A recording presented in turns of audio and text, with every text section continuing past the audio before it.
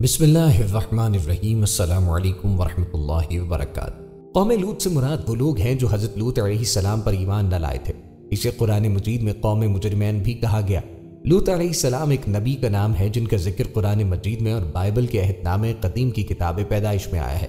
हज़रत लूत अलैहिस्सलाम का शहर सदोम उलट पुलट हो जाने वाला शहर कहा गया है, जो मुल्क शाम में सूबा हिम्स का एक मशहूर शहर है। कुरान मजीद में कौम लूत का जिक्र 17 मरतबा आया है।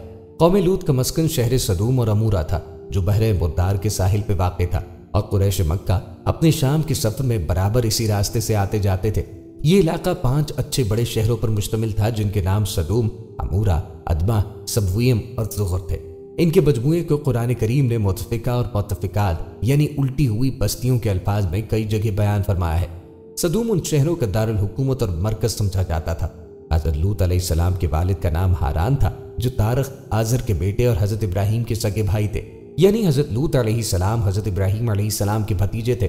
आप हज़रत इब्राहीम अलैहिस्सलाम पर सबसे ईमान लाने वालों में पहले शामिल हैं। नीज़ आप हज़रत इब्राहीम अलैहिस्सलाम ही के ज़माने में अहले सदूम की रहनुमाई के लिए नबूवत के मनसब पे फाइज हुए। वालिद हारान के इंतकाल के बाद हज़रत लूत अपने चचा हज़रत इब्राहीम के साथ बाबुल में मुकीम रहे और फिर एक अरसे बाद सदूम नामी शहर में आबाद हो गए। हज़रत लूत अलैहिस्सलाम बिन हारान बिन तारख हज़रत इब्राहीम अलैहिस्सलाम के भतीजे हैं। ये लोग इराक में शहर बाबुल के बाशिंदे थे। फिर हज़रत इब्राहीम अलैहिस्सलाम वहाँ से हिजरत करके फ़लस्तीन तशरीफ़ ले गए और हज़रत लूत अलैहिस्सलाम मुल्क शाम के एक शहर उर्दन में मुकीम हो गए, और अल्लाह ताला ने आपको नबूवत अता फरमाकर सदूम वालों की हिदायत के लिए भेज दिया। मदाइन सालेह और दमिश्क के दरमियान बहर लूत, जो सी सॉल्ट कहलाती है, इसके नज़दीक आपकी कौम आबाद थी। लूत अलैहिस्सलाम की उम्मत जिन बस्तियों में रहती थी वो बड़ी शादाब और सरसब्ज़ बस्तियाँ थीं।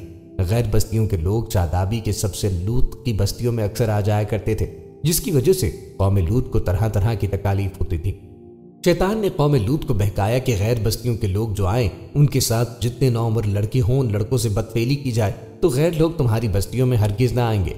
शैतान के बहकाने से और खूबसूरत लड़का बनकर उनको वरगलाने से उन्होंने वैसा ही किया और उनमें वो आदत जम गई। हज़रत लूत अलैहिस्सलाम ने हर चंद समझाया मगर उन्होंने न माना। आखिर हज़रत जिब्राईल अलैहिस्सलाम ने इस कदर टुकड़ा जमीन का खड़ा करके अल्लाह के हुक्म से उलट दिया और उन लोगों पर पत्थरों का मीना बरसा, जिन पत्थरों में आग के शोले भी थे, और सब लोग हलाक हो गए। हज़रत लूत हज़रत इब्राहीम अलैहिस्सलाम के बरादर ज़ादा हैं। उनके वालिद का नाम हारान था। हज़रत लूत अलैहिस्सलाम का बचपन हज़रत इब्राहीम अलैहिस्सलाम ही के ज़ेरे साया गुजरा और उनकी नशोनुमा हज़रत इब्राहीम अलैहिस्सलाम ही की आगोश तरबियत की रहीन मिन्नत थी। इसीलिए वो और हज़रत सारा अलैहिस्सलाम मिल्लत इब्राहीमी के पहले मुस्लिम और साबिक़ून अव्वलून में दाखिल हैं। बस ईमान लाया लूत इब्राहीम के दीन पर और कहा मैं हिजरत करने वाला हूँ अपने रब की जानिब। ये और हज़रत इब्राहीम अलैहिस्सलाम की बीबी हज़रत इब्राहीम अलैहिस्सलाम की हिजरतों में हमेशा साथ रहे हैं, और जब हज़रत इब्राहीम अलैहिस्सलाम मिस्र में थे तो उस वक्त भी ये हम सफ़र थे। तौरात में है कि मिस्र के क़याम में चूंकि दोनों के पास काफ़ी साजो सामान था और मवेशियों के बड़े बड़े रेवड़ थे, इसलिए उनके चरवाहों और महाफिजों के दरमियान बहुत ज़्यादा कशमकश रहती थी। हज़रत इब्राहीम अलैहिस्सलाम के चरवाहे चाहते थे कि इस चरागाह और सब्ज़जाल से पहले हमारे रेवड़ फ़ायदा उठाएं, और हज़रत लूत अलैहिस्सलाम के चरवाहों की ख्वाहिश होती कि अव्वल हमारा हक समझा जाए।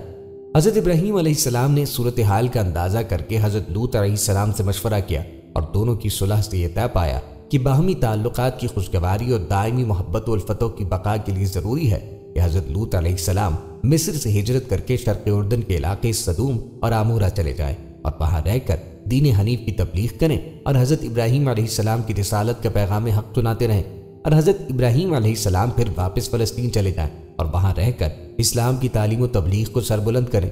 उर्दन की जानिब जहाँ आज बहर मैयत या बहर लूत वाक़ है, यही वो जगह है जिसमें सदूम और आमूरा की बस्तियाँ आबाद थी। इसके करीब बसने वालों का ये एतक़ाद है कि पहले ये तमाम हिस्सा जो अब समंदर नजर आता है किसी ज़माने में खुश्क ज़मीन थी और इस पर शहर आबाद थे। सदूम और आमारा की बस्तियाँ आबादियाँ इसी मकाम पर थीं। ये मकाम शुरू से समंदर नहीं था, बल्कि जब कौम लूत पे अजाब आया और उस सरजमीन का तख्ता उलट दिया गया और सख्त जलसले और भूचाल आए, तब ये ज़मीन तकरीबन 400 मीटर समंदर से नीचे चली गई और पानी उभर आया। इसीलिए इसका नाम बहर मैयत और बहर लूत है। ये सही हो या गलत, बहरहाल ये मसला हकीकत रखता है कि इसी बहर मैयत के साहिल पर वो हादसा रूनुमा हुआ जो कौम लूत के अजाब से मौसूम है।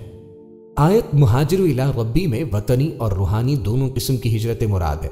حضرت ابراہیم علیہ السلام کے ساتھ خدا کے دین کی خاطر ایک جگہ سے دوسری جگہ منتقل ہونا وطنی ہجرت ہے، اور باپ دادا کے قدیم مذہب مظاہر پرستی کو چھوڑ کر ملت حنیفی کو اختیار کر لینا روحانی ہجرت ہے، اور جو گزشتہ سالوں کی عصری تحقیق نے بحر میت کے ساحل پر لوط علیہ السلام کی بستیوں کے بعض تباہ شدہ آثار بویدہ کر کے اس علم و یقین کے سامنے سر تسلیم خم کر دیا ہے، جس کا اعلان 1350 سال قبل قرآن عزیز نے کر دیا تھا۔ آل لوط سے لوط علیہ السلام اور ان کے پیروکار مراد ہیں۔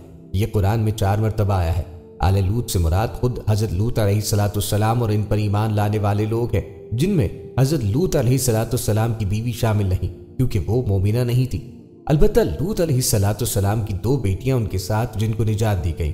آل لوط سے یہاں پر مراد حضرت لوط کی صرف سلبی اولاد نہیں بلکہ آپ کی معنوی اولاد بھی اس میں داخل ہے، یعنی آپ کے اتباع اور پیروکار، یہ ان سبھی کو اس نجات سے سرفراز فرمایا گیا۔ آل لوط سے مراد ان پر ایمان لانے والے تھے، اسی لیے لوط علیہ السلام کی بیوی کے بارے میں فوراً ہی کہا گیا کہ وہ کافروں کے ساتھ رہ جائے گی اور ضرور ہلاک کی جائے گی، اس لیے کہ وہ ایمان نہ لائی تھی۔ جب کوئی قوم اللہ کی دی ہوئی نعمتوں کا شکر ادا کرنے کے بجائے غرور و تکبر اور عادات بد میں مبتلا ہو جائے تو ایسے لوگوں کے دل و دماغ پر شیطان قابض ہو جاتا ہے اور پھر یہ ابلیس کے نقش قدم پہ چلنے لگتے ہیں۔ اسی طرح آپ کی قوم نہایت مغرور، بے حس اور نافرمان تھی، اور ان کا سب سے بڑا گناہ یہ تھا کہ ان میں مردوں عورتوں کے بجائے مرد سے ہی اپنی جسمانی حاجت پوری کرتے، زیادتی کرتے۔ شہر صدوم کی بستیاں بہت آباد اور نہایت سرسبز و شاداب تھی، اور وہاں طرح طرح کے اناج اور قسم قسم کے پھل اور میوے بکثرت پیدا ہوتے تھے۔ شہر کی خوشحالی کی وجہ سے اکثر جا بجا کے لوگ مہمان بن کر ان آبادیوں میں آیا کرتے، اور شہر کے لوگوں کو ان مہمانوں کی مہمان نوازی کا بار اٹھانا پڑتا۔ اسی لیے اس شہر کے لوگ مہمانوں کی آمد سے بہت ہی قبیلہ خاطر اور تنگ ہو چکے تھے، مگر مہمانوں کو روکنے اور بھگانے کی کوئی صورت نظر نہ آ رہی تھی۔ اس ماحول میں ابلیس لعین ایک بوڑھے کی صورت میں نمودار ہوا اور لوگوں سے کہنے لگا، اگر تم لوگ مہمانوں کی آمد سے نجات چاہتے ہو تو اس کی تدبیر یہ ہے کہ جب کوئی مہمان تمہاری بستی میں آئے تو تم لوگ زبردستی اس کے ساتھ بدفعلی کرو۔ چنانچہ سب سے پہلے ابلیس خود ایک خوبصورت لڑکی کی شکل میں مہمان بن کر اس ہستی میں داخل ہوا اور ان لوگوں سے خوب بدفعلی کرائی، اور اسی طرح یہ فعل بد ان لوگوں نے شیطان سے سیکھا۔ پھر رفتہ رفتہ اس برے کام کے لوگ اس قدر عادی بن گئے کہ عورتوں کو چھوڑ کر مردوں سے اپنی شہوت پوری کرنے لگے اور زیادتی کرنے لگے۔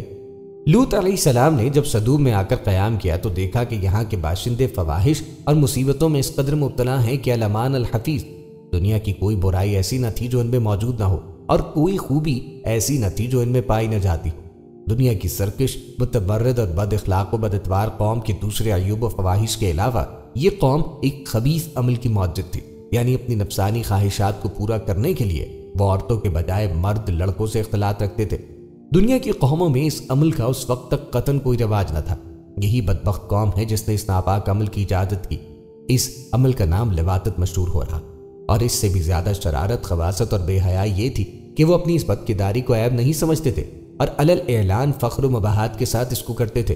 اور یاد کرو لوط علیہ السلام کے واقعہ جب اس نے اپنی قوم سے کہا، کیا تم ایسے فحش کام میں مشغول ہو جس کو دنیا میں تم سے پہلے کسی نے نہیں کیا؟ یہ کہ بلا شبہ تم عورتوں کے بجائے اپنی شہوت کو مردوں سے پوری کرتے ہو، یقیناً تم حد سے گزرنے والے ہو۔ عبدالوہاب نجار کہتے ہیں کہ میں نے عبرانی ادب کی ایک کتاب میں ان کی بعض بدعمالیوں کا حال پڑھا ہے، جس کا خلاصہ یہ ہے کہ اہل صدوم کی یہ بھی عادت تھی کہ وہ باہر سے آنے والے تاجروں اور سوداگروں کے مال کو ایک نئے اور اچھوتے انداز میں لوٹ لیا کرتے۔ ان کا طریقہ یہ تھا کہ جب کوئی سوداگر باہر سے آ کر صدوم میں مقیم ہوتا تو اس کو مال کو دیکھنے کے بہانے سے ہر شخص تھوڑی تھوڑی چیزیں اٹھاتا اور لے کے چل دیتا، اور تاجر بیچارہ حیران و پریشان ہو کے رہ جاتا۔ اب اگر اس نے اپنے ضیاع مال کا شکوہ کیا اور رونے دھونے لگا تو ان لٹیروں میں سے ایک آتا اور لوٹی ہوئی 2-1 چیزیں دکھلا کر کہنے لگتا کہ بھائی میں تو یہ لے گیا تھا اور تمہاری یہ چیز موجود ہے۔ وہ رنجیدہ آواز میں کہتا کہ میں اس کو لے کے کیا کروں گا، جہاں میرا سارا مال لٹ گیا وہاں یہ بھی صحیح، جا تو ہی اپنے پاس رکھ۔ جب یہ معاملہ ختم ہوتا تو اب دوسرا آتا اور وہ بھی اس طرح کوئی معمولی سی چیز دکھا کر وہی کہتا جو پہلے نے کہا تھا، اور سوداگر رنج و غم اور غصے میں اس سے بھی پہلی بات لوٹا کر کہہ دیتا۔ اسی طرح سب اس کا مال ہضم کر جاتے اور سوداگر کو لوٹ کھسوٹ کر بھگا دیتے۔ اسی کتاب میں یہ عجیب قصہ بھی نقل ہے کہ ابراہیم اور سارہ علیہ السلام نے ایک مرتبہ حضرت لوط کی عافیت و خیریت معلوم کرنے کے لیے اپنے خانہ جات الیعزر دمشقی کو صدوم بھیجا۔ یہ جب بستی کے قریب پہنچا تو اجنبی سمجھ کر ایک صدومی نے اس کے سر پہ پتھر کھینچ مارا۔ الیعزر کے سر سے خون جاری ہو گیا۔ تب آگے بڑھ کر صدومی کہنے لگا کہ میرے پتھر کی وجہ سے یہ تیرا سر سرخ ہوا ہے، لہٰذا مجھے اس کا معاوضہ ادا کر اور اس مطالبے کے لیے کھینچتا ہوا صدوم کی عدالت میں لے گیا۔ حاکم صدوم نے مدعی کا بیان سن کر کہا کہ بے شک الیعزر کو صدومی کے پتھر مارنے کی اجرت دینی چاہیے۔ الیعزر یہ سن کے غصے میں آ گیا اور ایک پتھر اٹھا کر حاکم کے سر پہ دے مارا اور کہنے لگا کہ میرے پتھر مارنے کی جو اجرت ہے وہ تو اس صدومی کو دے دینا، اور یہ کہہ کے وہاں سے بھاگ گیا۔ یہ واقعات صحیح ہو یا غلط، لیکن ان سے روشنی ضرور ملتی ہے کہ اہل صدوم اس قدر ظالم، فحش، بے حیائی، بد اخلاق اور فسق و فجور میں مبتلا تھے کہ اس زمانے کی قوموں میں ان کی جانب اس قسم کے واقعات عام طور پر منسوب کیے جاتے تھے۔ ان حالات میں حضرت لوط علیہ السلام نے ان کو ان کی بے حیائیوں اور خباثتوں پر ملامت کی اور شرافت و طہارت کی زندگی کی رغبت دلائی، اور اس نے خطابت، لطافت اور نرمی کے ساتھ جو ممکن طریقے سمجھانے کے ہو سکتے تھے ان کو سمجھایا اور معزت و نصیحت کی، اور گزشتہ اقوام کی بدعمالیوں کے نتائج و ثمرات بتا کر عبرت دلائی۔ مگر ان بدبختوں پر مطلق اثر نہ پڑا، بلکہ یہ سر الٹا ہوا اور کہنے لگے، اور اس لوط کی قوم کا جواب اس کے سوائے کچھ نہ تھا کہ کہنے لگے ان لوط اور اس کے خاندان کو اپنے شہر سے نکال دو، بے شک یہ پاک لوگ ہیں۔ قوم لوط کا یہ مذاقیہ فقرہ تھا، گویا حضرت لوط علیہ السلام اور ان کے خاندان پہ طنز کرتے اور ان کا ٹھٹا اڑاتے تھے کہ بڑے پاک باز ہیں، ان کا ہماری بستی میں کیا کام، یا ناسے مشق کی مربیانہ نصیحت سے خیز و غضب میں آ کر کہتے کہ اگر ہم ناپاک اور بے حیا اور وہ بڑے پاک باز ہیں تو ان کا ہماری بستی سے کیا واسطہ، ان کو یہاں سے نکالو۔ حضرت لوط علیہ السلام ایک مرتبہ پھر بھری محفل میں ان کو نصیحت کی اور فرمایا، تم کو اتنا بھی احساس نہیں رہا کہ یہ سمجھ سکو کہ مردوں کے ساتھ بے حیائی کا تعلق، لوٹ مار اور اسی قسم کی بد اخلاقیاں بہت برے اعمال ہیں۔ تم یہ سب کچھ کرتے ہو اور بھری محفلوں اور مجالس میں کرتے ہو، اور شرمندہ ہونے کے بجائے بعد میں ان کا ذکر اس طرح سناتے ہو کہ گویا یہ کار نمایاں ہے جو تم نے انجام دیے ہیں۔ کیا تم ہی وہ نہیں کہ تم مردوں سے بدعملی کرتے ہو، لوگوں کی راہ مارتے ہو اور اپنی مجلسوں میں اور اہل و عیال کے روبرو فواحش کرتے ہو؟ قوم نے اس نصیحت کو سنا تو غم و غصے سے تلملا اٹھی اور کہنے لگی، لوط بس یہ نصیحتیں اور عبرتیں ختم کر، اور اگر ہمارے ان اعمال سے تیرا خدا ناراض ہے تو وہ عذاب لا کر دکھا جس کا ذکر کر کر کے بار بار ہم کو ڈراتا ہے، اور اگر تو واقعی اپنے قول میں سچا ہے تو ہمارا تیزا فیصلہ ہو جانا ہی اب ضروری ہے۔ بس اس لوط کی قوم کا جواب اس کے سوائے کچھ نہ تھا کہ وہ کہنے لگے، تو ہمارے پاس اللہ کا عذاب لے آ اگر تو سچا ہے۔ ادھر یہ ہو رہا تھا اور دوسری جانب حضرت ابراہیم کے ساتھ یہ واقعہ پیش آیا کہ حضرت ابراہیم علیہ السلام جنگل میں سیر کر رہے تھے۔ انہوں نے دیکھا کہ 3 اشخاص سامنے کھڑے ہیں۔ حضرت ابراہیم نہایت متواضع اور مہمان نواز تھے، اور ہمیشہ ان کا دسترخوان مہمانوں کے لیے وسیع تھا، اسی لیے تینوں کو دیکھ کے بے حد مسرور ہوئے اور ان کو اپنے گھر لے گئے اور بچڑا ذبح کر کے ٹکے بنائے اور بھون کر مہمانوں کے سامنے پیش کیے، مگر انہوں نے کھانے سے انکار کیا۔ یہ دیکھ کر حضرت ابراہیم علیہ السلام نے سمجھا کہ یہ کوئی دشمن ہے جو حسب دستور کھانے سے انکار کر رہے ہیں، اور کچھ خائف ہونے ہیں کہ آخر یہ کون ہے۔ مہمانوں نے جب حضرت ابراہیم کا اضطراب دیکھا تو ان سے ہنس کر کہا، آپ گھبرائیں نہیں، ہم خدا کے فرشتے ہیں اور قوم لوط کی تباہی کے لیے بھیجے گئے ہیں، اس لیے صدوم جا رہے ہیں۔ جب حضرت ابراہیم کو اطمینان ہوا کہ یہ دشمن نہیں بلکہ ملائکہ ہیں، اللہ کی طرف سے آئے ہیں، تو اب ان کی رقت قلب، جذبہ ہمدردی اور محبت و شفقت کی فراوانی غالب آئی، اور انہوں نے قوم لوط کی جانب سے جھگڑنا شروع کیا اور فرمانے لگے، تم اس قوم کو کیسے برباد کرنے جا رہے ہو جس میں لوط جیسا خدا کا برگزیدہ نبی موجود ہے، اور وہ میرا برادر زادہ بھی ہے، ملت حنیف کا پیرو بھی۔ فرشتوں نے کہا، ہم یہ سب جانتے ہیں، مگر خدا کا فیصلہ ہے کہ قوم لوط اپنی سرکشی، بدعمالی، بے حیائی اور فواحش پر اصرار کی وجہ سے ضرور ہلاک کی جائے گی، اور لوط علیہ السلام اور اس کا خاندان اس عذاب سے محفوظ رہیں گے۔ البتہ لوط کی بیوی قوم کی حمایت اور ان کی بدعمالیوں اور بدعقیدگیوں میں شرکت کی وجہ سے قوم لوط ہی کے ساتھ عذاب پائے گی۔ پھر جب ابراہیم سے خوف جاتا رہا اور اس کو ہماری بشارت ولادت اسحاق کی پہنچ گئی تو وہ ہم سے قوم لوط کے متعلق جھگڑنے لگا۔ بے شک ابراہیم بردبار، غمخوار، رحیم تھا۔ اے ابراہیم، اس معاملے میں نہ پڑ، بلا شبہ تیرے رب کا حکم آ چکا ہے، اور بلا شبہ ان پر عذاب آنے والا ہے جو کسی طرح ٹل نہیں سکتا۔ ابراہیم نے کہا، اے خدا کے بھیجے ہوئے فرشتوں، تم کس لیے آئے ہو؟ انہوں نے کہا، ہم مجرم قوم کی جانب بھیجے گئے ہیں تاکہ ہم ان پر پتھروں کی بارش کریں۔ یہ نشان کر دیا گیا ہے تیرے رب کی جانب سے حد سے گزرنے والوں کے لیے۔ اور جب ہمارے فرشتے ابراہیم کے پاس بشارت لے کر آئے، کہنے لگے، بے شک ہم ہلاک کرنے والے ہیں اس صدوم قریہ کے بسنے والوں کو، بلا شبہ اس کے باشندے ظالم ہیں۔ ابراہیم نے کہا کہ اس بستی میں تو لوط ہے۔ فرشتوں نے کہا، ہمیں خوب معلوم ہے جو اس بستی میں آباد ہے، ہم البتہ لوط کو اور اس کے خاندان کو نجات دیں گے، مگر اس کی بیوی کو نہیں کہ وہ بھی بستی میں رہ جانے والوں کے ساتھ ہے۔ حضرت لوط کے ابلاغ حق، امر بالمعروف اور نہی عن المنکر کا قوم کے مطابق کچھ اثر نہ ہوا، اور وہ اپنی بد اخلاقیوں پر اسی طرح قائم رہی۔ حضرت لوط نے یہاں تک غیرت دلائی کہ تم اس بات کو نہیں سوچتے کہ میں رات دن جو اسلام اور صراط مستقیم کی دعوت و پیغام کے لیے تمہارے ساتھ حیران و سرگردہ ہوں، کیا کبھی میں نے تم سے اس سعی و کوشش کا ثمرہ طلب کیا؟ کیا کوئی اجرت مانگی؟ کسی نظر و نیاز کا طالب ہوا؟ میرے پیش نظر تو تمہاری دینی و دنیاوی سعادت و فلاح کے سوا اور کچھ بھی نہیں ہے، مگر تم ہو کہ مطلق توجہ نہیں کرتے۔ جھٹلایا قوم لوط نے پیغمبروں کو، جبکہ کہا ان کے بھائی لوط علیہ السلام نے، کیا تم نہیں ڈرتے؟ بے شک میں تمہارے لیے پیغمبر ہوں، امانت والا، بس اللہ سے ڈرو اور میری پیروی کرو، اور میں تم سے اس نصیحت پر اجرت نہیں مانگتا، میرا اجر اللہ رب العالمین کے سوائے کسی کے پاس نہیں ہے۔ مگر ان کے تاریک دلوں پر اس کہنے کا بھی مطلق کچھ اثر نہ ہوا، اور وہ حضرت لوط علیہ السلام کو اخراج اور سنگساری کی دھمکیاں دیتے رہے۔ جب نوبت یہاں تک پہنچی اور ان کی سیاہ بختی نے کسی طرح اخلاقی زندگی پر آمادہ نہ ہونے دیا، تب ان کو بھی وہی پیش آیا جو خدا کے بنائے ہوئے قانون جزا کا یقینی اور حتمی فیصلہ ہے، یعنی بدکرداریوں پر اصرار کی سزا، بربادی و ہلاکت۔ غرض ملائکۃ اللہ حضرت ابراہیم کے پاس سے روانہ ہو کے سدوم پہنچے اور لوط علیہ السلام کے ہاں مہمان ہوئے۔ یہ اپنی شکل و صورت میں حسین و خوبصورت اور عمر میں نوجوان لڑکوں کی شکل و صورت میں تھے۔ حضرت لوط علیہ السلام نے ان مہمانوں کو دیکھا تو گھبرا گئے اور ڈرے کہ بدبخت قوم میرے ان مہمانوں کے ساتھ کیا معاملہ کرے گی، کیونکہ ابھی تک ان کو یہ نہ بتایا تھا کہ یہ خدا کے پاک فرشتے ہیں۔ ابھی حضرت لوط علیہ السلام اسی حیث و بیس میں مبتلا تھے کہ قوم کو خبر لگ گئی اور لوط علیہ السلام کے مکان پہ چڑھائے اور مطالبہ کرنے لگے، تم ان کو ہمارے حوالے کرو۔ حضرت لوط نے بہت سمجھایا اور کہا، کیا تم میں کوئی بھی سلیم فطرت انسان رجل رشید نہیں ہے کہ وہ انسانیت کو برتے اور حق کو سمجھے؟ تم کیوں اس لعنت میں گرفتار ہو خواہشات نفس کی ایفا کے لیے؟ فطری طریقے عمل کو چھوڑ کر اور حلال طریقے سے عورتوں کو رفیق حیات بنانے کی جگہ اس ملعون بے حیائی کی در پہ ہوں۔ اے کاش میں رکن شدید کی زبردست حمایت حاصل کر سکتا۔ حضرت لوط کی اس پریشانی کو دیکھ کر فرشتوں نے کہا، آپ ہماری ظاہری صورتوں کو دیکھ کر گھبرائیے نہیں، ہم ملائکہ عذاب ہیں اور خدا کے قانون جزائے اعمال کا فیصلہ ان کے حق میں اٹل ہے، وہ اب ان کے سر سے ٹلنے والا نہیں۔ آپ اور آپ کا خاندان عذاب سے محفوظ رہے گا، مگر آپ کی بیوی ان بے حیاؤں کی رفاقت میں رہے گی اور آپ کا ساتھ نہ دے گی۔ فرمان باری تعالیٰ ہے۔ اور جب ہمارے فرشتے لوط کے پاس آئے تو وہ ان کے آنے سے غمناک اور تنگ دل ہوئے اور کہنے لگے کہ آج کا دن بڑی مشکل کا دن ہے۔ مفسرین فرماتے ہیں کہ یہ فرشتے حضرت جبرائیل، حضرت میکائیل اور حضرت اسرافیل تھے، جو نہایت حسین و جمیل نوعمر لڑکوں کی شکل میں تشریف لائے تھے۔ حضرت لوط نے جب ان خوبصورت نوعمر لڑکوں کو دیکھا تو سخت گھبراہٹ اور پریشانی میں مبتلا ہو گئے۔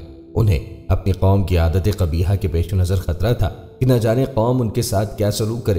حضرت لوط کی بیوی کافروں سے ملی ہوئی تھی، اس نے نوعمر لڑکوں کی گھر میں موجودگی کا راز فاش کر دیا۔ یہ سن کر بستی والے دوڑتے ہوئے حضرت لوط کے گھر پہنچے۔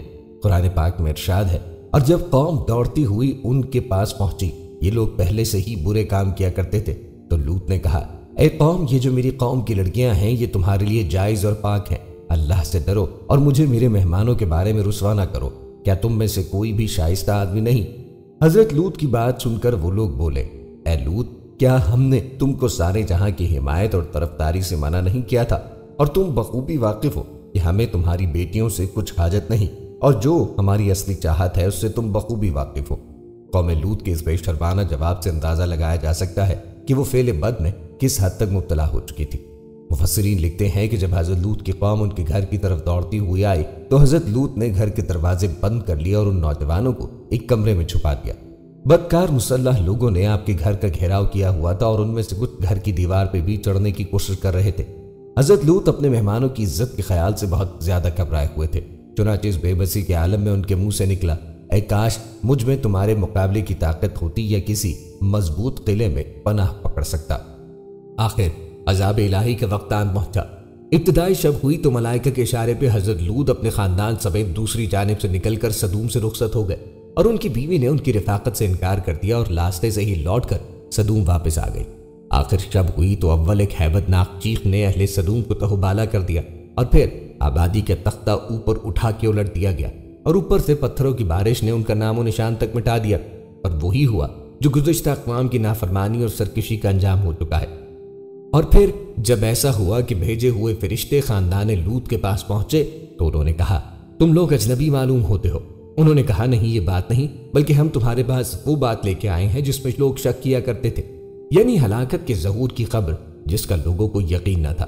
हमारा आना एक अम्र हक के लिए है और हम अपने बयान में सच्चे हैं। बस चाहिए कि कुछ रात रहे अपने घर के लोगों को लेकर निकल जाओ और उनके पीछे कदम उठाओ, और इस बात का ख्याल रखो कि कोई पीछे मुड़कर न देखे। जहां जाने का हुक्म दिया गया है उसी तरफ रुख किए चले जाएं। गर्ज कि हमने लूत पर हकीकत हाल वाज़े कर दी कि हलाकत का ज़हूर होने वाला है और बाशिंदगाने शहर की बेखुबुनियाद सुबह होते हुए उखड़ जाने वाली है। और इस असना में ऐसा हुआ कि शहर के लोग खुशियां मनाते हुए आ पहुंचे। लूत ने कहा, देखो ये नए आदमी मेरे मेहमान है, तुम मेरी फजीहत ना करो, अल्लाह से डरो, तुम मेरी रिसवाई के क्यों दर पे हो गए हो। उन्होंने कहा, क्या हमने तुझे इस बात से नहीं रोक दिया था कि किसी कौम का आदमी हो लेकिन अपने हाँ न ठहराओ। लूत ने कहा, अगर ऐसा ही है तो देखो ये मेरी बेटियां खड़ी हैं, यानी बाशिंदगाने शहर की बीवियां जिनकी तरफ वो मुल्तफित नहीं होते थे, ना होते थे, उनकी तरफ मुल्तफित हो। तब फरिश्तों ने लूत से कहा, तुम्हारी जिंदगी की कसम, ये लोग तो अपनी बदमस्तियों में खो गए हैं, तुम्हारी बातें मानने वाले नहीं। गर्ज ये कि सूरज निकलते निकलते एक भौलनाक आवाज ने उन्हें उठाया। बस हमने वो बस्ती ज़ेरो ज़बर कर डाली और पकी हुई मिट्टी के पत्थरों की उन पर बारिश की। बिलाशुबा इस वाक़े में उन लोगों के लिए बड़ी ही निशानियां हैं जो हकीकत की पहचान रखने वाले हैं। और फिर जब ऐसा हुआ कि हमारे फरिश्तादे लूत के पास पहुंचे तो वो उनके आने से खुश ना हुआ और उनकी मौजूदगी ने उसे परेशान कर दिया। वो बोला, आज का दिन तो बड़ी मुसीबत का दिन है। और उसकी कौम के लोग अजनबियों के आने की खबर सुन के दौड़ते हुए आए। वो पहले से बुरे कामों के आदी हो रहे थे। लूत ने उनसे कहा, लोगों ये मेरी बेटियां हैं, यानी बस्ती की औरतें हैं जिन्हें वो अपनी बेटों की जगह समझता था और जिन्हें लोगों ने छोड़ रखा था। ये तुम्हारे लिए जायज और पाक है, इनकी तरफ मुल्तफित हो। दूसरी बात का कसद ना करो, अल्लाह से डरो। मेरे मेहमानों के मामले में मुझे रुसवा न करो। क्या तुम में कोई भी भला आदमी नहीं? उन लोगों ने कहा, तुझे मालूम हो चुका है कि तेरी इन बेटियों से हमें कोई सरोकार नहीं और तू अच्छी तरह जानता है कि हम क्या करना चाहते हैं। लूत ने कहा, काश तुम्हारे मुकाबले की मुझे ताकत होती या कोई और सहारा होता जिसका आसरा पकड़ सकता। तब मेहमानों ने कहा, ऐ लूत, हम तेरे परवरदिगार के भेजे हुए आए हैं, घबराने की कोई बात नहीं। ये लोग कभी तुझ पे काबू न पा सकेंगे। तो यूं कर के जब रात का एक हिस्सा गुजर जाए तो अपने घर के आदमियों को साथ लेकर निकल चल, और तुम में से कोई इधर उधर न देखे, यानी किसी बात की फिक्र न करे। मगर हाँ, तेरी बीवी साथ देने वाली नहीं, वो पीछे रह जाएगी, और जो कुछ उन लोगों पर गुजरना है वो उस पर भी गुजरेगा। इन लोगों के लिए अजाब का मुकर्ररा वक्त सुबह का है और सुबह के आने में कुछ देर नहीं।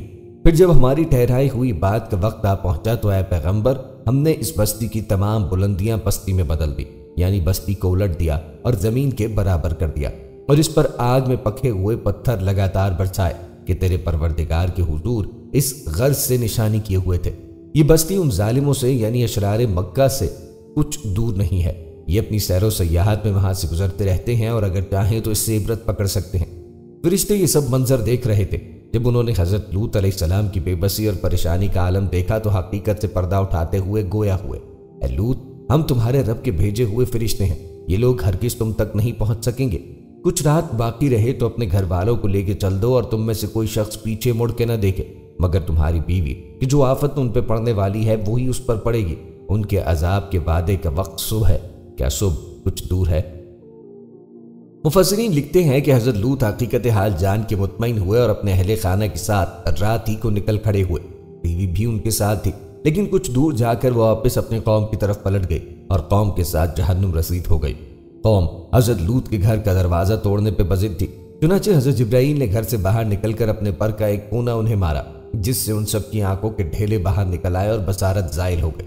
ये खास अजाब उन लोगों को पहुंचा जो हजरत लूत के पास बदनीयती से आए थे। सुबह अजाब आम में पूरी कौम तबाह हो गई। कुरान करीम में इरशाद है, और उन्होंने लूत से उनके मेहमानों को लेना चाहा तो हमने उनकी आंखें अंधी कर दी। अभी सुबह का आगाज ही हुआ था कि अल्लाह के हुक्म से हजरत जिब्राईल ने बस्ती को अपने पर से उखेड़ा और फिर अपने बाजू पर रख के आसमान पर चढ़ गए। हत्ता कि आसमान वालों ने बस्ती के कुत्तों के भौंकने और मुर्गों के बोलने की आवाजें सुनी। फिर उस बस्ती को जमीन पे दे मारा, जिसके बाद उन पे पत्थरों की बारिश हुई। हर पत्थर पे मरने वाले का नाम लिखा था। जब ये पत्थर उनको लगते तो सर पाश पाश हो जाते। सुबह सवेरे शुरू होने वाला ये अजाब इशराक तक पूरी बस्ती को नेस्त नाबूद कर चुका था। अगर कोई शख्स बस्ती से बाहर था तो उसे वो पत्थर उसी जगह जा लगा जहां वो था। अल्लाह तबारक व तआला ने कुरान मजीद में इरशाद फरमाया, फिर जब हमारा हुक्म पहुंचा तो हमने वो बस्तियां उलट दी और उस जमीन पर खंगर के पत्थर बरसाना शुरू किए जो लगातार गिर रहे थे, जिन पर तुम्हारे रब की तरफ से खास निशान भी थे और वो जालिमों से कुछ दूर नहीं। फिर बचा दिया हमने उसको और उसके घर वालों को سب کو مگر ایک بڑھیا رہ گئی رہنے والوں میں۔ پھر اٹھا مارا ہم نے ان دوسروں کو اور برسایا ان پر ایک برساؤ، سو کیا برا برساؤ تھا ان ڈرائے ہوئوں کا۔ البتہ اس بات میں نشانی ہے اور ان میں بہت لوگ نہیں تھے باندھنے والے، اور تیرا رب وہی ہے زبردست رحم والا۔ اللہ نے بتلائی ایک مثال منکروں کے واسطے عورت نوح کی اور عورت لوط کی۔ گھر میں تھیں دونوں، دو نیک بندوں کے، ہمارے نیک بندوں میں سے، پھر انہوں نے ان سے خیانت کی، پھر وہ کام نہ آئے ان کے اللہ کے ہاتھ سے کچھ بھی، اور حکم ہوا کہ چلی جاؤ دوزخ میں جانے والوں کے ساتھ۔ آپ کی قوم کے اجسام دریائے مردار میں پائے گئے تھے۔ اس دریا کی خاصیت تھی کہ اس میں نمک کی مقدار اتنی زیادہ ہے کہ اگر کوئی بھاری آدمی اس پہ لیٹ جائے تو وہ ڈوبے گا نہیں، اور فرعون بھی اسی دریا میں ہی پایا گیا تھا۔ بحر مردار ڈیڈ سی دنیا کی سب سے بڑی نمکین جھیل ہے، جس کے مغرب میں مغربی کنارے اور اسرائیل اور مشرق میں اردن واقع ہے۔ یہ تمام خشک زمین پہ سطح سمندر سے سب سے نچلا مقام ہے، جو 420 میٹر 1378 فٹ نیچے واقع ہے۔ علاوہ ازیں یہ دنیا کی سب سے گہری نمکین پانی کی جھیل بھی ہے، جس کی گہرائی 330 میٹر 1083 فٹ ہے۔ یہ جبوتی کی جھیل ایک سال کے بعد دنیا کا نمکین ترین ذخیرہ آب ہے۔ 30% چوریدگی کے ساتھ یہ سمندر سے 8.6 گنا زیادہ نمکین ہے۔ اسرائیلی ماہرین کا کہنا ہے کہ یہ بحر روم سے 9 گنا زیادہ نمکین ہے، جس کی شوریدگی 3.5% ہے، جبکہ مذکورہ ماہرین بحر مردار کی شوریدگی کو 31.5% قرار دیتے ہیں۔ بحر مردار 67 کلومیٹر 42 میل طویل اور زیادہ سے زیادہ 18 کلومیٹر 11 میل عریض ہے۔ بحر مردار ہزاروں سال سے بحر روم کے گرد بسنے والوں سیاحوں کے لیے انتہائی پرکشش مقام ہے۔ بہت زیادہ شوریدگی کے باعث اس میں کوئی آبی حیوانات اور پودے نہیں پائے جاتے، جبکہ کثافت زیادہ ہونے کی وجہ سے اس میں کوئی انسان ڈوب بھی نہیں سکتا۔ اسے بحر نمک بھی کہا جاتا ہے کیونکہ اس کا پانی نمکین ہے۔ قوم لوط کی ان خوبصورت بستیوں کو اللہ تبارک و تعالی نے انتہائی بدبودار اور سیاہ جھیل میں تبدیل کر دیا، جس کے پانی سے رہتی دنیا تک کوئی فائدہ نہیں اٹھایا جا سکتا۔ سمندر کے اس خاص حصے میں کوئی جاندار مچھلی، مینڈک وغیرہ بھی زندہ نہیں رہ سکتا، اسی لیے اسے بحر مردار کہا جاتا ہے۔ اس کے مغرب میں اسرائیل اور مشرق میں اردن واقع ہے۔ بحر میت یا بحر مردار کا علاقہ سطح سمندر سے 420 میٹر یعنی 1378 فٹ نیچے ہے۔ اس جھیل کی لمبائی 67 کلومیٹر یعنی 42 میل اور چوڑائی 18 کلومیٹر یعنی 11 میل ہے۔ اس کا پانی حد سے زیادہ نمکین ہے۔ اس کے ارد گرد کی زمین، جو کبھی دنیا کی سب سے زیادہ سرسبز و شاداب زمین تھی، بنجر اور صحرائی زمین میں تبدیل ہو چکی ہے، اور اب یہ دنیا کا ایک ایسا مقام ہے کہ جہاں زندگی پنپ نہیں سکتی۔ دنیا کی 5 حسین ترین ہستیوں میں آباد قوم لوط کو اللہ تعالیٰ نے 2200 قبل مسیح نیست و نابود فرما کر رہتی دنیا تک کے لیے عبرت کا نشان اور عقل و شعور رکھنے والوں کے لیے نصیحت بنا دیا۔ کچھ سال پہلے بحر مردار کے ساحل پر قوم لوط کی بستیوں کے بعض تباہ شدہ آثار ظاہر ہوئے، جبکہ اللہ تعالیٰ نے 1400 برس پہلے قرآن کریم میں فرما دیا تھا کہ ہم نے اس بستی کو صریح عبرت کی نشانی بنا دیا ان لوگوں کے لیے جو عقل رکھتے تھے۔ قرآن پاک میں 40 مقامات پہ حضرت لوط کا ذکر آیا ہے۔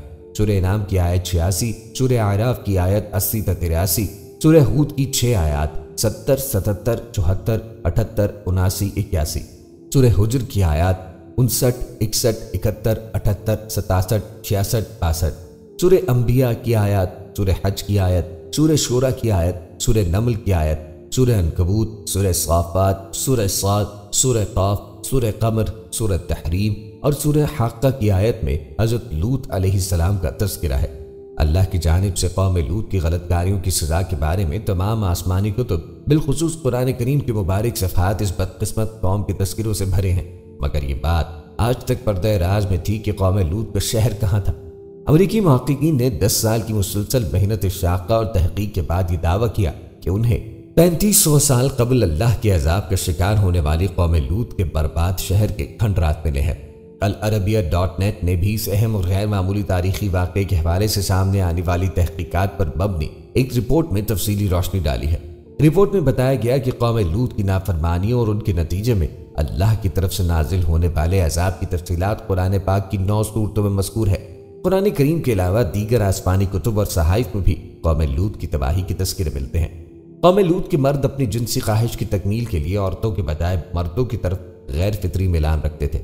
اس پہ جلیل القدر پیغمبر حضرت لوط علیہ السلام نے اپنی قوم کو منع کیا اور اللہ کی طرف سے سخت پکڑ کی وعید سنائی، مگر ان کی قوم نے بشمول ان کی بیوی کے ان کی بات ماننے سے انکار کیا۔ اللہ تعالیٰ نے اس قوم پہ پتھروں کی بارش کر دی۔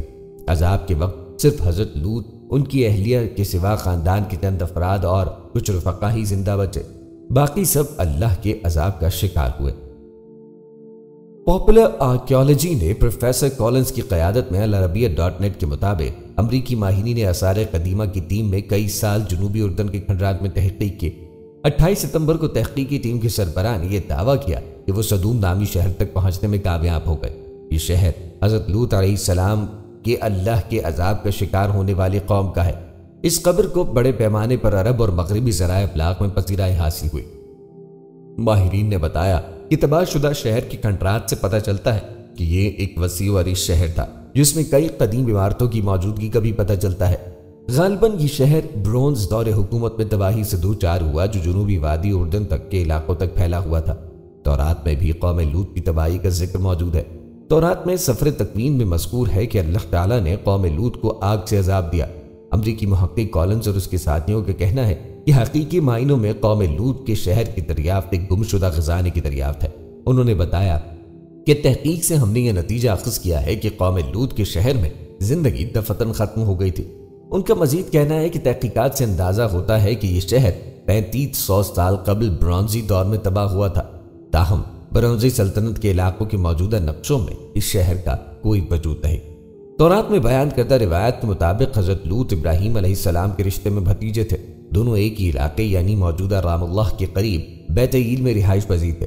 بعد ازاں حضرت ابراہیم اور حضرت لوط علیہ السلام ایک دوسرے سے دور ہو گئے اور اپنے اپنے مویشیوں کو لے کے چل دیے۔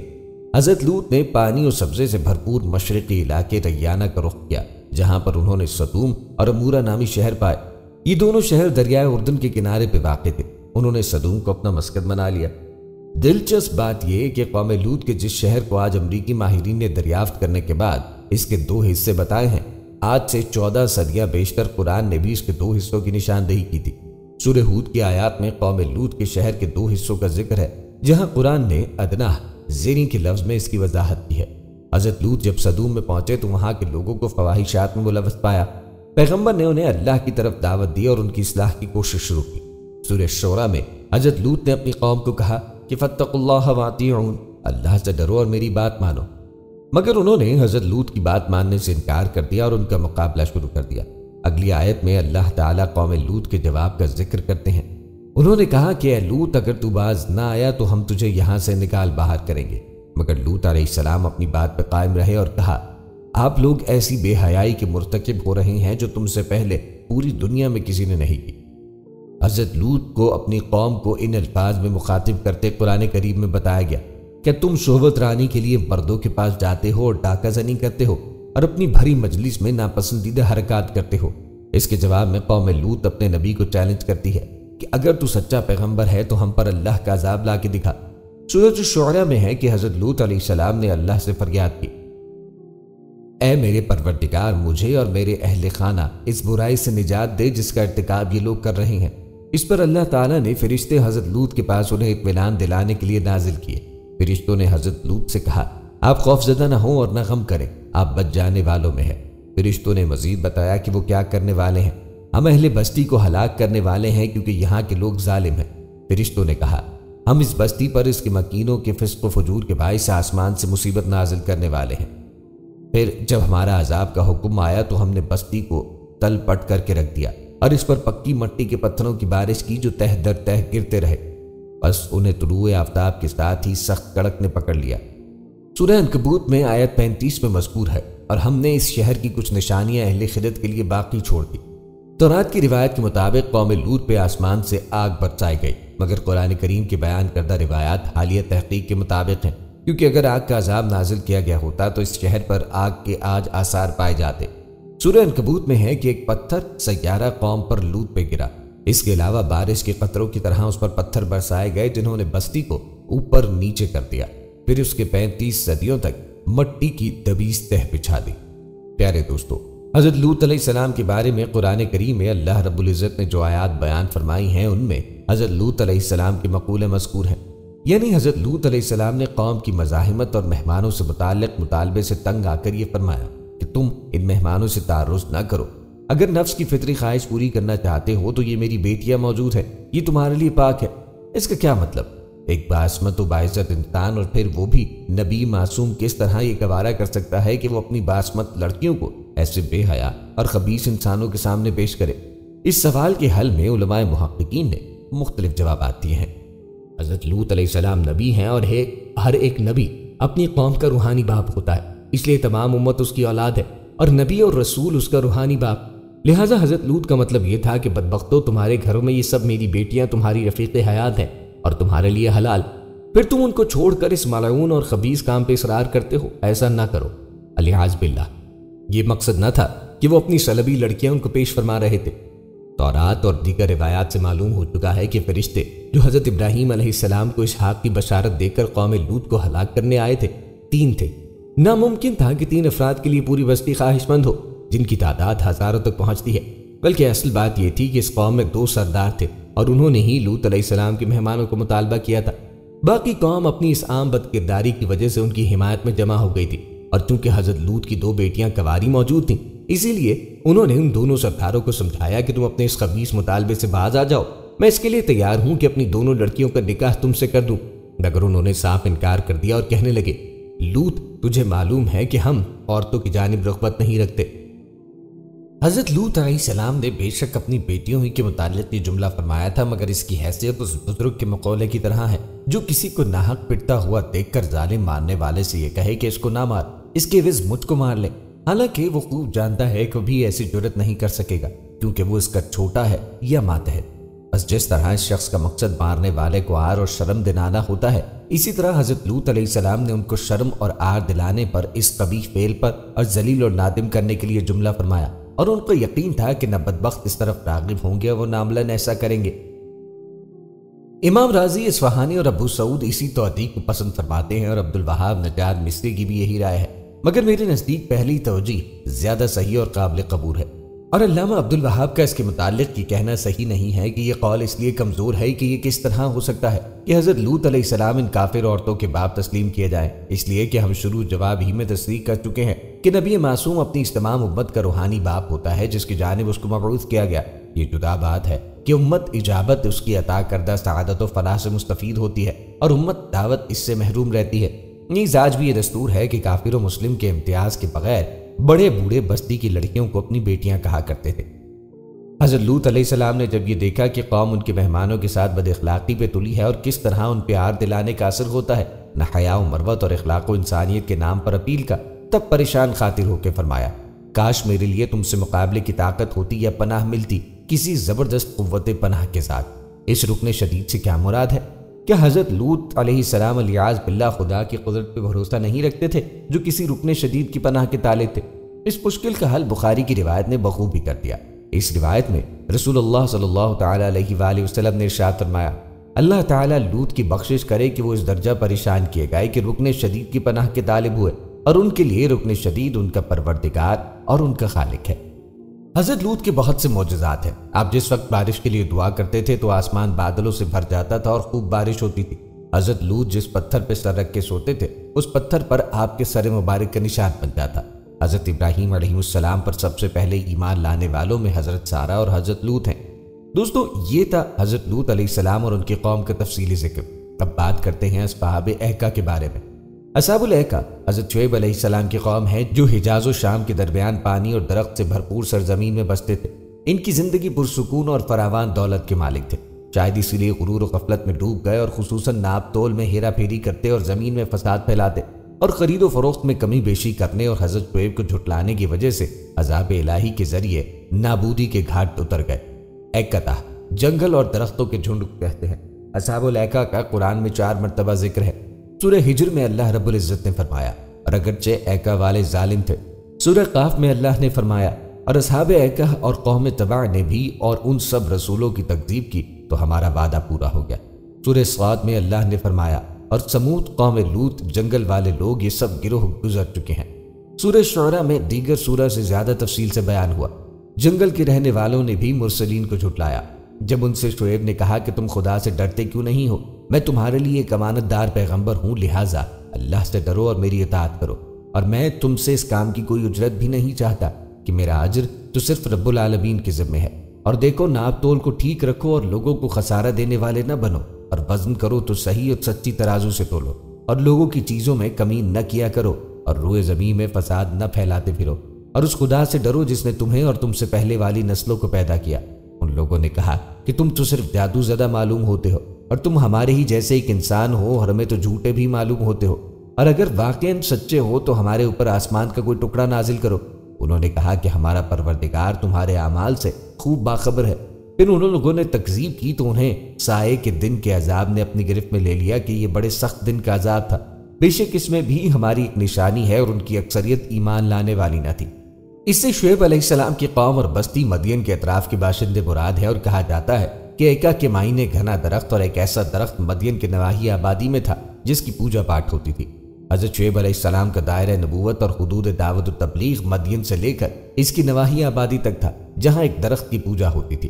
وہاں کے رہنے والوں کو اصحاب الایکا کہا گیا۔ اس لحاظ سے اصحاب الایکا اور اہل مدین کے پیغمبر ایک ہی یعنی حضرت شعیب علیہ السلام تھے، اور یہ ایک ہی پیغمبر کی امت تھے۔ اصحاب الایکا سے مراد حضرت شعیب علیہ السلام کی قوم ہے۔ وہ جنگلوں، باغوں اور پھلدار درختوں کے مالک لوگ تھے، اور الیکا سے مراد القیدہ ہے، اس سے مراد درختوں کا جھنڈ ہے، اور جماعل ایک ہے۔ روایت ہے کہ ان کے درخت کھجور کے درخت کے مشابہ تھے، اور وہ گوگل کے درخت تھے۔ کہا گیا کہ الیکا یہ بستی کا نام ہے، اور یہ بھی کہا گیا ہے کہ یہ شہر کا نام ہے، اور ابو عبیدہ نے کہا ہے کہ الیکا اور لیکا ان کا شہر ہے جیسے کہ مکہ سے بکا ہے۔ ایکا جھاڑی کو کہتے ہیں۔ ان لوگوں کا شہر سرسبز جنگلوں اور ہرے بھرے درختوں کے درمیان تھا۔ اللہ تبارک و تعالی نے ان لوگوں کی ہدایت کے لیے حضرت شعیب علیہ السلام کو بھیجا۔ عربی میں ایکا ان سرسبز و شاداب جھاڑیوں کو کہتے ہیں جو ہرے بھرے درختوں کی کثرت کی وجہ سے جنگلوں اور بنوں میں اگی رہتی ہیں اور جھاندے کی شکل اختیار کر لیتی ہیں۔ دوسرے مفسرین نہیں ایک کو ہی دونوں قرار دیتے ہیں اور فرماتے ہیں کہ آب و ہوا کی لطافت، نہروں اور آبشاروں کی کثرت نے اس مقام کو اس قدر شاداب و پرفضا بنا دیا تھا، اور یہاں میووں، پھلوں اور خوشبودار پھولوں کے اس قدر باغات اور چمن تھے کہ اگر ایک شخص آبادی سے باہر کھڑے ہو کے نظارہ کرتا تھا تو اس کو معلوم ہوتا کہ یہ نہایت خوبصورت اور شاداب گھنے درختوں کا ایک جھنڈ ہے۔ اسی وجہ سے قرآن کریم نے اس کو ایکا کے ایک تعارف کرایا۔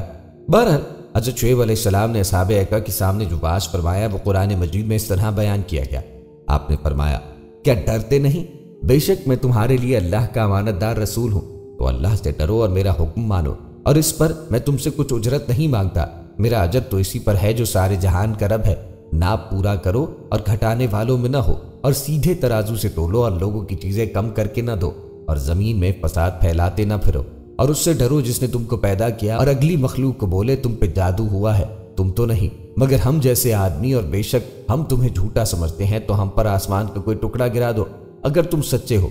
فرمایا میرا رب خوب جانتا ہے جو تمہارے کرتوت ہے۔ تو انہوں نے اسے جھٹلایا تو انہیں شامیانے والے دن کے عذاب نے آ لیا، بے شک وہ بڑے دن کا عذاب تھا۔ اس کے بعد اس قوم پر خداوند قہار و جوار کا قاہرانہ عذاب آ گیا۔ وہ عذاب کیا تھا؟ سنیے اور عبرت حاصل کیجیے۔ حدیث شریف میں آیا ہے کہ اللہ تعالیٰ نے ان لوگوں پر جہنم کا ایک دروازہ کھول دیا جس سے پوری آبادی میں شدید گرمی اور لو کی حرارت و تپش پھیل گئی، اور بستی والوں کا دم گھٹنے لگا۔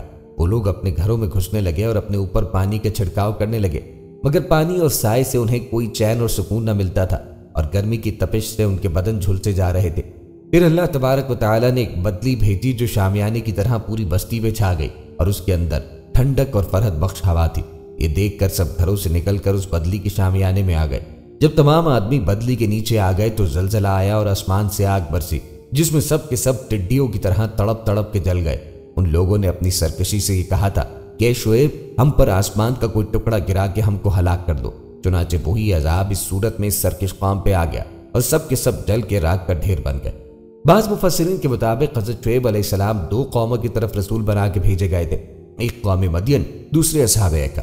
ان دونوں قوموں نے آپ کو جھٹلایا اور اپنے گناہوں کا مظاہرہ اور اپنی سرکشی کا اظہار کرتے ہوئے ان دونوں قوموں نے آپ کے ساتھ بے ادبی اور بد زبانی کی، اور دونوں قومیں عذاب الہی سے ہلاک کر دی گئی۔ اصحاب مدین پر تو یہ عذاب آیا کہ حضرت جبرائیل علیہ السلام کی چیخ اور چنگھاڑ کی ہولناک آواز سے زمین دہل گئی، اور لوگوں کے دل خوف دہشت سے پھٹ گئے، اور سب دم زدن میں موت کی گھاٹ اتر گئے، اور اصحاب ایکا عذاب یوم الظلا سے ہلاک کر دیے گئے۔ حضرت شعیب علیہ السلام کی قوم کے واقعے سے کچھ نکات کا ذکر کرتے ہیں۔ حضرت شعیب علیہ السلام نے وہاں سے دعوت کا آغاز کیا جہاں سے دیگر انبیاء بھی شروع کیا کرتے تھے، تقوی اور پرہیزگاری کی دعوت جو سب اسلامی ضوابط اور اخلاقی و معاشرتی تبدیلیوں کی بنیاد ہے۔ اصحاب الایکا کی داستان میں اخوہم کا لفظ استعمال نہیں ہوا، یعنی حضرت شعیب علیہ السلام کو اصحاب الایکہ کا بھائی نہیں کہا، جبکہ حضرات صالح، ہود، نوح اور لوط علیہ نبی علیہ السلام کی داستان میں ذکر ہوا ہے۔ نیز قرآن کریم نے مدین والوں کی داستان میں حضرت شعیب علیہ السلام کو ان کا بھائی کہا ہے۔ اس کی وجہ شاید یہ ہو کہ حضرت شعیب علیہ السلام اصل میں مدین کے تھے اور صرف وہاں کے لوگوں کے قرابت دار تھے، نہ کہ ایکا کے لوگوں کے۔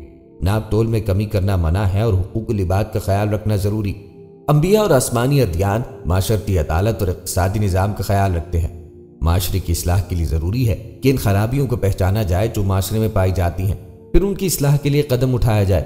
الزام اور بہتان لگانا ان کا اعلی کار ہے جو عقل اور حقیقت پر مبنی بات کا انکار کر دیتے ہیں۔ مجرم کو چاہیے کہ اپنے جرم کا اقرار کرتے ہوئے اس سے باز آ جائے، نہ یہ کہ اپنے جرم پر ڈٹ جائے اور انبیاء کو جھٹلانے لگ جائے۔ انسان کا انجام اس کے اپنے اختیار میں ہے۔ دنیا اور مال تک پہنچنے کی محبت انسان کو انبیاء الہی کے سامنے بھی سرکش بنا دیتی ہے۔ اس سرکشی کو انسان اپنے اختیار سے انتخاب کرتا ہوا غضب الہی کی جکڑ میں آتا ہے۔ پیارے دوستو، یہ تھی ہماری آج کی ویڈیو۔ امید کرتے ہیں کہ آپ کو ویڈیو پسند آئی ہوگی۔ مزید ویڈیوز کے لیے ہمارے چینل کو سبسکرائب کر دیں اور ساتھ ہی لگے بیل کے بٹن کو پریس کریں تاکہ ہماری آنے والی ہر معلوماتی ویڈیو کا نوٹیفیکیشن آپ کو مل سکے۔ ملتے ہیں ایک اور نئی ویڈیو کے ساتھ، تب تک کے لیے اللہ حافظ، فی امان اللہ۔